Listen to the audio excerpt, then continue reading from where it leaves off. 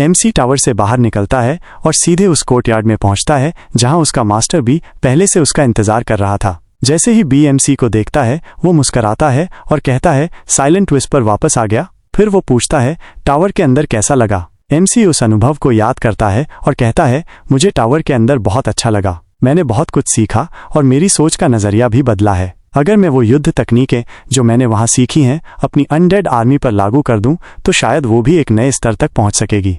ये सुनकर बी उसके पास आता है, कंधे पर हाथ रखता है और हंसते हुए कहता है, तुम्हारी वर्तमान स्थिति और मेरी तैयारी को मिलाकर तुम भविष्य में मेरे और क्रेजी यान के स्तर तक पहुँच सकते हो। लेकिन अगर तुम्हारा लक्ष्य सुपर गॉड बनना है तो अभी और मेहनत करनी होगी। एमसी गंभीरता से जवाब देता है, मैं लगातार मेहनत करता रहूंगा। कहानी थोड़ी आगे बढ़ती है और एमसी अपने रास्ते पर चलते हुए जैजू और किंग लॉन्ग से मिलता है। जैसे ही जैजू उसे देखती है मुस्कराकर कहती है, अरे ये तो लिन है। एमसी भी मुस्कराते हुए उसके पास आता है और कहता है, काफी समय हो गया। जैजू जवाब देती है, असल में ज्यादा वक्त नहीं बीता, लेकिन मैंने नहीं सोचा था कि तुम इतनी जल्दी इतने मजबूत बन जाओगे। तुम्हें देखकर लगता है मुझे और मेहनत करनी चाहिए थी। थोड़ी देर बाद जाजू का पूरा ग्रुप आ जाता है। फोंगजू भी आता है और कहता है, हाँ हमने कुछ समय पहले साथ में एग्जाम दिया था। एमसी हल्की मुस्कान के साथ कहता है, बस किस्मत का खेल था। फिर किंग लॉन्ग आगे आता है और कहता है, सिर्फ आधा साल और तुम पहले ही गॉड बन चुके हो। उसके बाद याओ आती है जो दूर से एमसी को देखकर उसके पास आती है। लोग चारों तरफ से उसका नाम पुकारते हैं, क्या ये प्रिंसेस याया है? याओ कहती है, जनरल लिन से मिलकर अच्छा लगा। एमसी गंभीरता से पूछता है, आप मेरे पास क्यों आई? याओ जवाब देती है, पिछली बार डंजन में मेरी मदद करने के लिए धन्यवाद। मैंने जिस काम का वादा किया था वो अब तैयार है। क्या मैं पूछ सकती हूँ कि जनरल लिन कब अवेलेबल होंगे? एमसी कहता है, तो अभी कर लो। एमसी सोचता है ये अच्छा मौका है ड्रैगन किंग हॉल और अन्य डंजन की जानकारी लेने का, साथ ही एंशिएंट फीनिक्स और एंशिएंट अर्थ ड्रैगन की भी। याओ मुस्कुराते हुए कहती है, ठीक है, आओ मैं तुम्हें रास्ता दिखाती हूँ। फिर वो उसे एक ऐसी जगह ले जाती है जो रॉयल डेटाबेस से जुड़ी होती है और वहाँ दोनों टेलीपोर्ट हो जाते हैं। याओ कहती है, ये हमारी रॉयल फैमिली का सीक्रेट वॉल्ट है। यहाँ की कई किताबें शायद तुम्हारे मास्टर ने भी नहीं देखी होंगी। कृपया यहाँ जो भी देखो उसे किसी और के साथ शेयर मत करना, अपने मास्टर से भी नहीं। फिर याओ एक दरवाजे की तरफ जाती है और कहती है, जानकारी देने के अलावा मैं तुमसे एक सौदा भी करना चाहती हूँ। एमसी कहता है, ठीक है बताओ। याओ कहती है, हमारी रॉयल फैमिली के पास एक लेवल 45 डंजन है, लेकिन उसमें सिर्फ नॉर्मल और नाइटमेयर मोड्स हैं। हम उसे अपग्रेड नहीं कर पा रहे। क्या तुम हमारी मदद करोगे? एमसी सोचता है और कहता है, ठीक है मैं कोशिश करूंगा। याओ बहुत खुश हो जाती है और कहती है, बहुत अच्छा, अब तुम जो चाहो मांग सकते हो।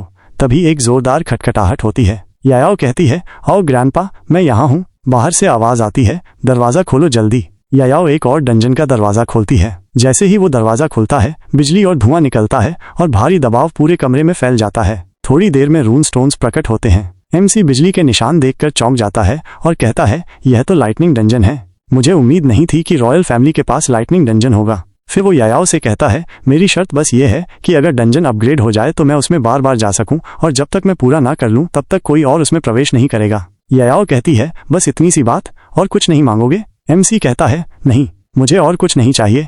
तभी दरवाजा फिर से खुलता है और याओ का भाई डोंग फंक्शन अंदर आता है। वो गुस्से में चिल्लाता है, हमारी रॉयल फैमिली का डंजन किसी आउटसाइडर को क्यों दे दिया गया? वो याओ के पास आता है और उसका हाथ पकड़कर उसे डांटता है। ये देखकर एमसी गुस्से में अपनी सोल फ्लेम एक्टिवेट कर देता है। याओ घबराकर चिल्लाती है, नहीं मत करो, लेकिन देर हो चुकी होती है। एमसी सोल फ्लेम छोड़ता है और डोंग फंक्शन जलता हुआ चिल्लाता है। याओ घबराकर सोचती है, मुझे नहीं लगा था कि बात यहाँ तक पहुँच जाएगी। तभी रॉयल गार्ड्स आ जाते हैं और पूछते हैं, प्रिंस को चोट किसने पहुंचाई? वो एमसी को घेर लेते हैं। एमसी स्केलेटन फैंग्स का इस्तेमाल करता है और जमीन से निकले फैंग्स उनके शील्ड्स तक को काट देते हैं। ये देखकर गार्ड्स डर जाते हैं। याओ दूर खड़ी सोचती है, ये लड़का बहुत ही खतरनाक है, अब मैं इसे कभी नाराज नहीं करूंगी।